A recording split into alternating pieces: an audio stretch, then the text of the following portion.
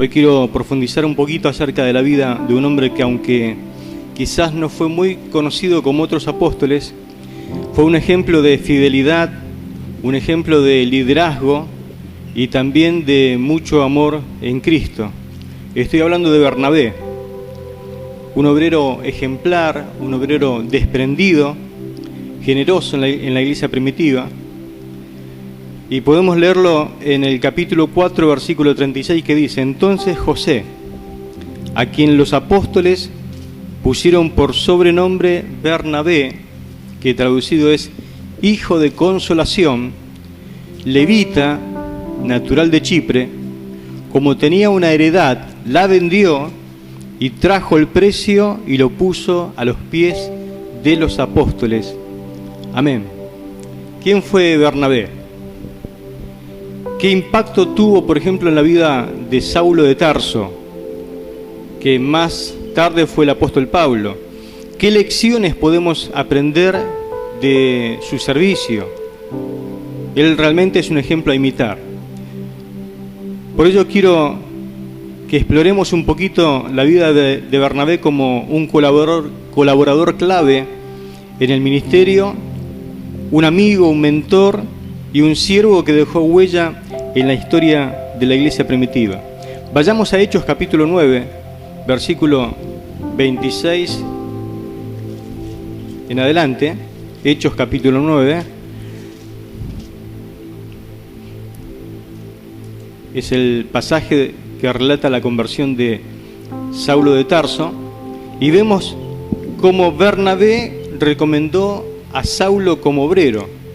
Verso 26 dice lo siguiente: cuando llegó a Jerusalén, está hablando de Saulo, trataba de juntarse con los discípulos, pero todos le tenían miedo, no creyendo que fuese discípulo. Entonces Bernabé, tomándole, lo trajo a los apóstoles y les contó cómo Saulo había visto en el camino al Señor, el cual le había hablado, y cómo en Damasco había hablado valerosamente en el nombre de Jesús. Y estaba con ellos en Jerusalén, y entraba y salía, y hablaba denodadamente en el nombre del Señor, y disputaba con los griegos, pero estos procuraban matarle. Amén. 3 hombres fueron claves en la formación, la conversión del apóstol Pablo. El primero fue Esteban.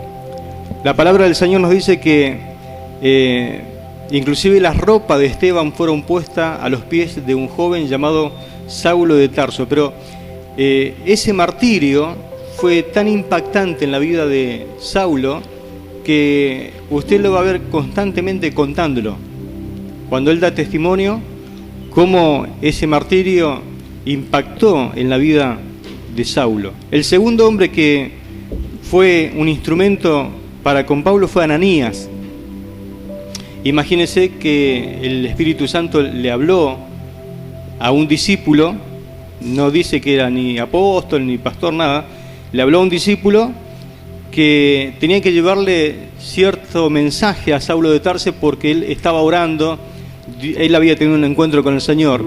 Indudablemente nadie quería ir o nadie estaba dispuesto a ir a hablar con Saulo, pero el Señor sabe quién está disponible siempre. Y habló con Ananías y le dio una palabra. Aquel hombre le llevó el perdón de parte del Señor, lo confirmó en la conversión, lo bautizó, oró para él para que sea lleno del Espíritu Santo.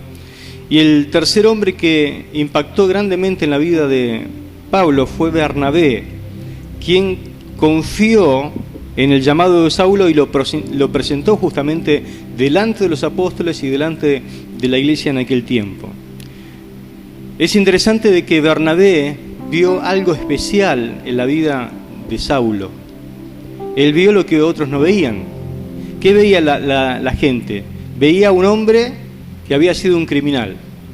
Veía a un hombre que quizás había hecho un plan o una estrategia, inclusive mucho más acertada que la otra, y entonces estaba allí como encubierto para poder en algún momento sacarse la máscara y apresar a todos los cristianos. Pero Bernabé, ¿qué vio?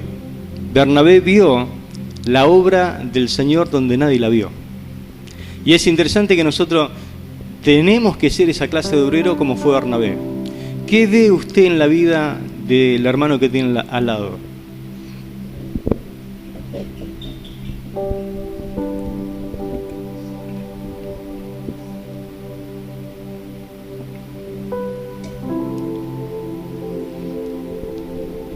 Porque de esa forma actuamos. Él vio algo especial en Saulo. No dudó ni por un momento en que Saulo había cambiado, que tuvo un encuentro con el Señor, que su historia era verdadera, que tenía tantas ganas de servir al Señor que no sabía qué hacer. Arriesgó su vida, inclusive hablando valerosamente delante de los griegos y delante de los judíos acerca del Señor al cual perseguía, diciendo que Él era el Mesías. Bernabé no tuvo prejuicios sobre la vida pasada de Saulo, porque indudablemente conocía la palabra y conocía lo que después más adelante escribe Juan.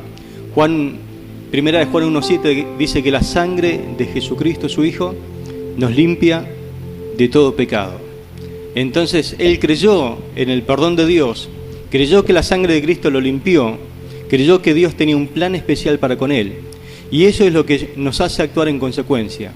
Cuando nosotros creemos que la persona que está al lado nuestro o la persona que viene a la reunión y tiene un encuentro con el Señor fue perdonada, fue limpiada, fue santificada, fue justificada delante de Dios, nosotros no somos quienes para poner en duda la obra que el Señor ha comenzado a hacer en esa persona. Y tenemos que estar dispuestos a ayudarle, no a ponerle un tropiezo o decir, bueno, mira, le doy 2 meses en la iglesia. Porque enseguida también parece que profetizamos para el diablo, ¿no? Le doy 2 meses, 3 quizás, después se le va a acabar todo y va a volver de vuelta donde él era. Qué triste que un cristiano habla así. Y sobre todo un obrero, ¿no? Porque en esta mañana estoy hablando de los obreros. Que tengamos esa forma de expresarnos. Saulo pensó lo mejor de este hombre. Y estamos hablando de que la iglesia no lo quería recibir a Saulo. Y ¿sabe qué más? Los apóstoles no querían recibirlo a Saulo. Por eso este hombre con valentía lo toma de la mano y va y lo presenta delante de los apóstoles. Y le dice, él tuvo un encuentro con el Señor. Cristo lo perdonó, lo salvó. Dios tiene un propósito con él.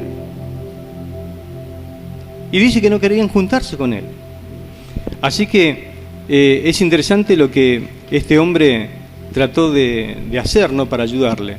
¿Sabe cuánto tiempo pasó desde que Saulo lo presenta a que alguien pudiese tenerlo en cuenta? 9 años. Por 9 años Saulo le dieron la paz, le dijeron bienvenido, sentate en el último asiento, listo. No lo consideraron más. 9 años esperando una oportunidad de parte del Señor. Lo segundo, vamos a Hechos capítulo 11, verso 22. Hechos 11, 22 al 26. Llegó la noticia de estas cosas a oídos de la iglesia que estaba en Jerusalén, y enviaron a Bernabé para que fuese hasta Antioquía. Cuando llegó vio la gracia de Dios y se regocijó y exhortó a todos a que con propósito de corazón permaneciesen fieles al Señor, porque era varón bueno y lleno del Espíritu Santo y de fe. Y una gran multitud fue agregada al Señor. Después fue Bernabé a Tarso para buscar a Saulo, y hallándole le trajo a Antioquía. Y se congregaron allí todo un año con la iglesia y enseñaron a mucha gente, y a los discípulos se les llamó cristianos por primera vez en Antioquía. Bernabé ayudó a Saulo a dar precisamente los primeros pasos en su ministerio. La iglesia en Jerusalén escuchó que algo estaba pasando en medio de los gentiles, y lo que estaba pasando precisamente era un avivamiento. Y no había pastor, no había obrero, no había nadie que condujese ese avivamiento. Entonces, inmediatamente, cuando oyeron que esto pasaba entre los gentiles, miraron a su alrededor, ¿a quién enviamos? ¿Quién podrá ir a ese lugar? Porque era en medio de los gentiles. Y estamos hablando que la iglesia nació en medio de los judíos, y entre judíos y gentiles, a pesar de que estaba el Espíritu de Dios y que se había formado la iglesia, muchas veces no se hablaban, tenían recelos, tenían prejuicios. Entonces la iglesia de Jerusalén envió a Bernabé a esa misión especial, según lo que dice el verso 22, y ellos notaron que Bernabé era un hombre responsable, que era un hombre obediente, que sí o sí iba a ir, y sobre todo que estaba dispuesto. Porque podemos ser responsables, obedientes, pero si no tenemos disponibilidad, la verdad que no servimos para nada. Porque la disponibilidad es la que nos pone en servicio. Y Bernabé tenía disponibilidad. Dijo, necesitan a alguien, yo voy, cuente conmigo. Yo voy a ir a los gentiles a ver qué está pasando en ese lugar. Y la iglesia envía a este obrero, que según el verso 24 tenía 3 características que debería tener todo obrero del Señor. En primer lugar dice que era varón bueno. Ese varón bueno, en otras palabras, para que nosotros lo podamos entender en términos nuestros, era buena gente. ¿Sí? Alguien en el cual uno puede confiar, lo ve. Usted veía la cara de Bernabé y dice, ¿qué varón bueno? Es decir, no había doblez, no había engaño. Era una persona que parecía un imán. Las personas buenas se les junta a la gente. Era varón bueno. Pero uno puede ser lo más bondadoso que sea en la vida, puede ser un varón bueno, pero también puede ser una persona totalmente vacía y carente de significado en la vida. Por eso dice, y aclara el verso 24, era varón bueno y lleno del Espíritu Santo. Amén. No estaba vacío, estaba lleno del Espíritu Santo. Y para hacerlo más corto, puedo decirlo de esta forma. Él tenía mucho para dar. Porque cuando uno está lleno del Espíritu Santo, tiene mucho para dar. Cuando uno está vacío y carente del Espíritu de Dios, no tiene absolutamente nada para dar. Y la palabra dice que también tenía fe. Varón bueno, lleno del Espíritu Santo y de fe. Un ministro sin fe es totalmente una contradicción. Porque el ministro justamente habla de la fe, enseña de la fe. Tiene que tener fe. Un ministro que no tiene fe es como un auto sin combustible, es decir, no sirve para nada. Pero el hombre del cual estamos hablando tenía fe. Y cuando estamos hablando de fe, estamos diciendo que le creía a Dios. Creía en la obra poderosa de Dios. Creía de que él realmente podía hacer algo entre los gentiles, que estaba justamente escrito en el Antiguo Testamento. Desde que Saulo había sido recomendado a los apóstoles, recién le dije que pasó 9 años, pero él vio el trabajo que había que hacer y dijo, ya sé a quién voy a ir a buscar. Al que nadie le da lugar, al relegado de todos, al que estaba allá en Asiria, en Antioquía lejos, en un lugar lejos de Siria. Él se hizo todo un viaje, recorrió con todo lo que costaba viajar, fue y se entrevistó con Saulo y le dijo, necesito que me vengas a dar una mano, porque hay un arduo trabajo que hacer en Antioquía. Así que Bernabé le solicita ayuda y Saulo responde, indudablemente habrá estado esperando la oportunidad, alguien que le digas, vení a servir conmigo. Bernabé nunca tuvo celos de Pablo. Cuando uno no da lugar a otros, o no quiere dar lugar a otros, no quiere trabajar con otros, indudablemente parece que está cuidando su quintita. Parece que nadie le puede anhelar lo que él está haciendo o la responsabilidad que le dieron. Es lo peor que le puede pasar a una persona. Trabajar con celos, no dar lugar. Y si de alguna forma se levanta, tratar de pisarle la cabeza para que no se levante. Trabajar con miedo. Bernabé no era ese tipo de persona. Bernabé vio algo especial y él pensó, si este hombre crece y Dios lo levanta mucho más que yo, gloria a Dios. Amén, y así tiene que ser. Lo ayudó en sus metas ministeriales. Hechos capítulo 13, dice la palabra versículo 1 al 4, había entonces en la iglesia que estaba en Antioquía profetas y maestros: Bernabé, Simón el que se llamaba Níger, Lucio de Cirene, Manaén, el que se había criado junto con Herodes el tetrarca, y Saulo.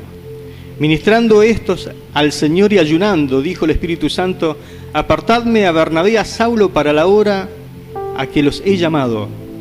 Entonces, habiendo ayunado y orado, les impusieron las manos y lo despidieron para hacer la obra que Dios le había llamado.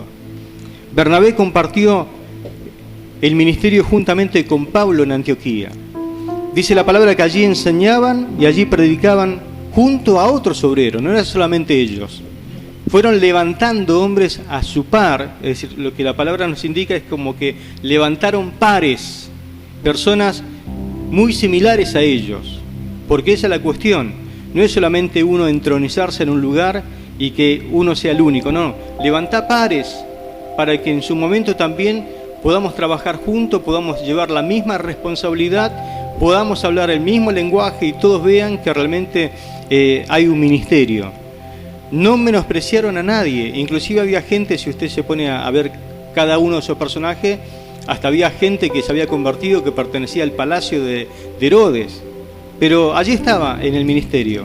Y lo importante, había equilibrio, predicaban y enseñaban.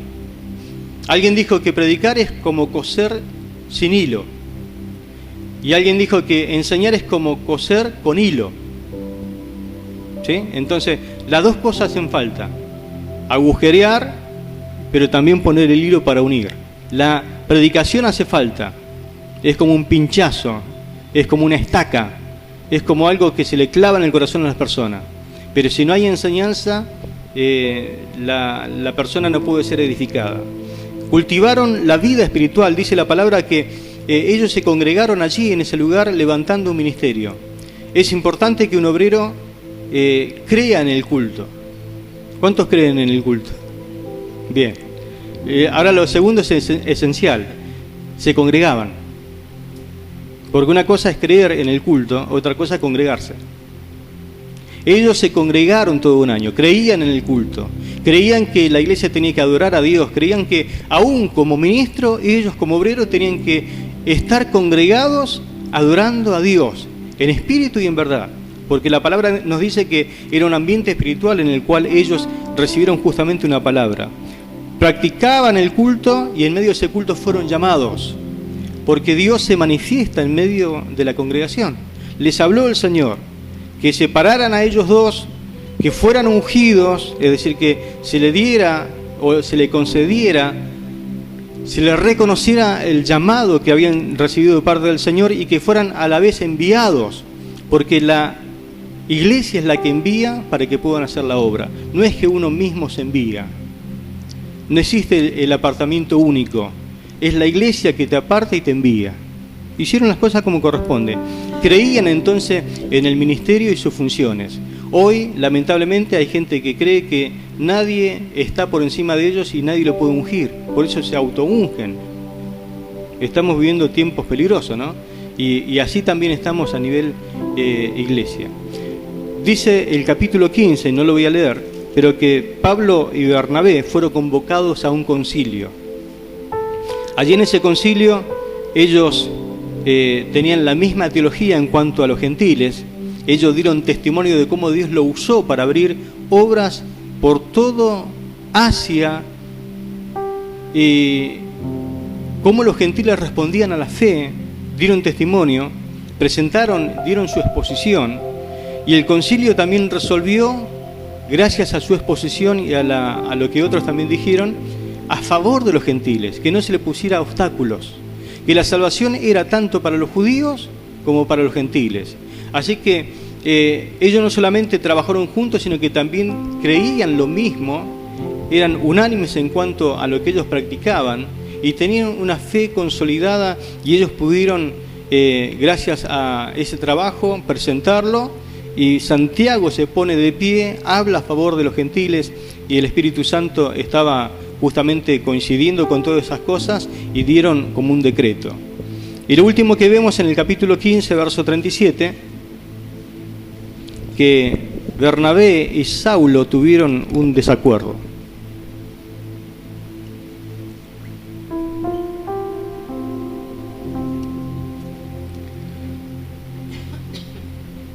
Dice el verso 37.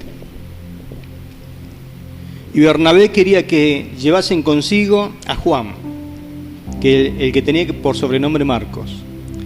Pero a Pablo no le parecía bien llevar consigo al que el que se había apartado de ellos desde Panfilia y no había ido con ellos a la obra. Y hubo tal desacuerdo entre ellos que se separaron el uno del otro. Bernabé, tomando a Marcos, navegó a Chipre, y Pablo, escogiendo a Silas, salió encomendado por los hermanos a la gracia del Señor. Amén. Por causa de un sobrino llamado Juan Marcos, ambos se separaron.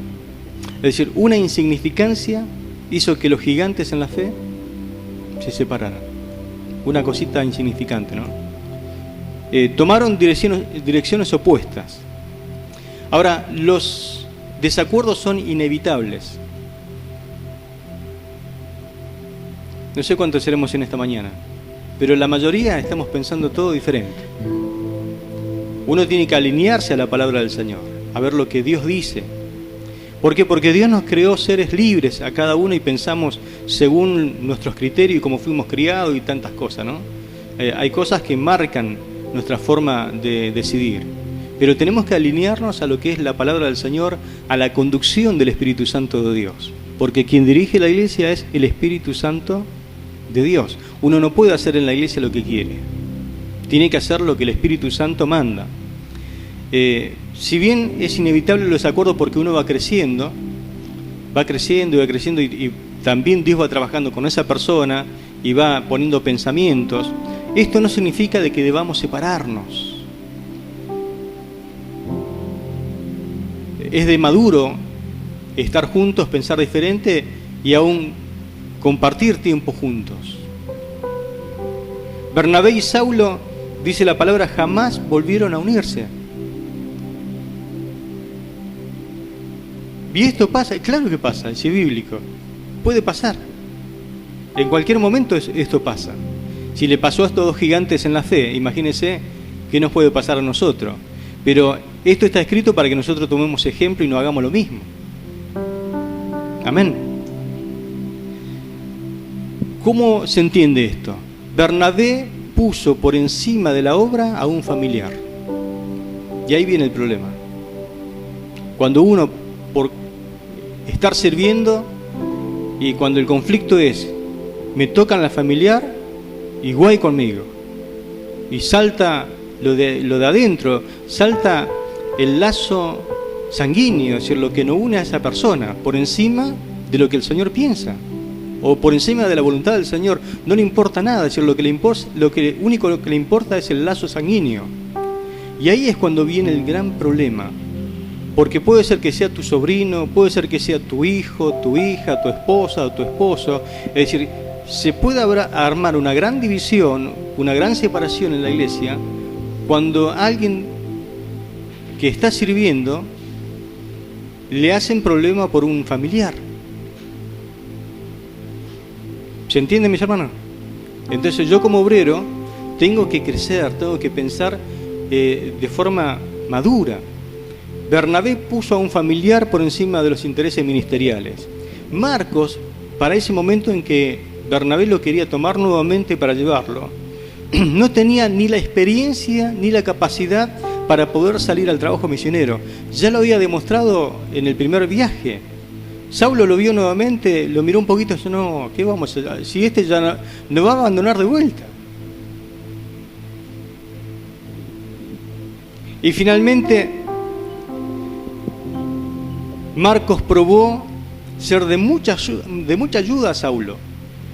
Colosenses 4:10, Filipenses 24, segunda de Timoteo 4:11, vemos que Pablo utilizó a Marcos. ¿Por qué? Porque inclusive llega a decir, Marcos me es útil para el ministerio. Ya Marcos había crecido, ya era otra persona. Ya se había puesto los pantalones largos. Amén. Entonces Saulo no tenía nada en contra de Marcos. Reitero, Saulo no tenía nada en contra de Marcos.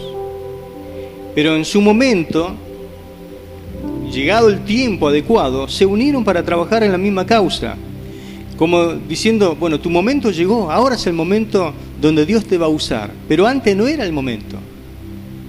Y Bernabé no lo entendió. Y se fue con su sobrino para otro lado.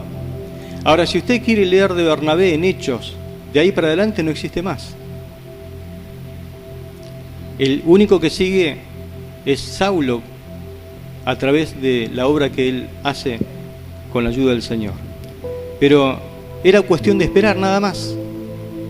Y hay veces que te ciega el hecho de ser pariente o de estar, que tus parientes estén en la congregación, y se puede armar grandes conflictos en medio de una congregación donde hay muchos parientes. Porque si decidimos por la carne, puede ser que haya 20 parientes.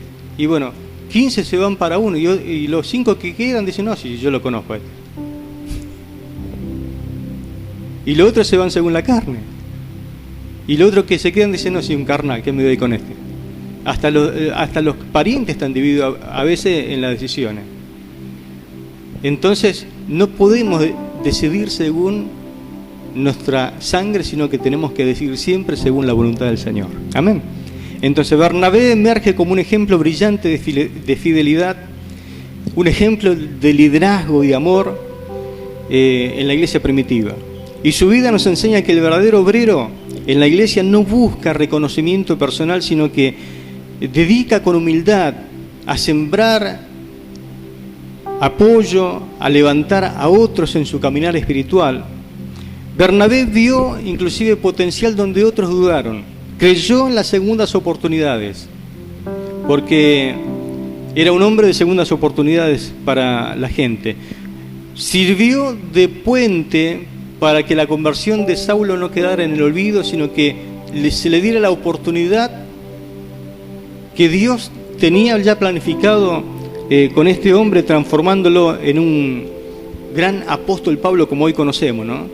Aunque sus caminos se separaron en cierta etapa, su legado de colaboración, su fidelidad y amor cristiano nos inspira a ser instrumentos útiles en las manos del Señor, dispuesto a apoyar, dispuesto a levantar a otros hermanos que permanecen tapados en el anonimato, esperando la oportunidad para su misión.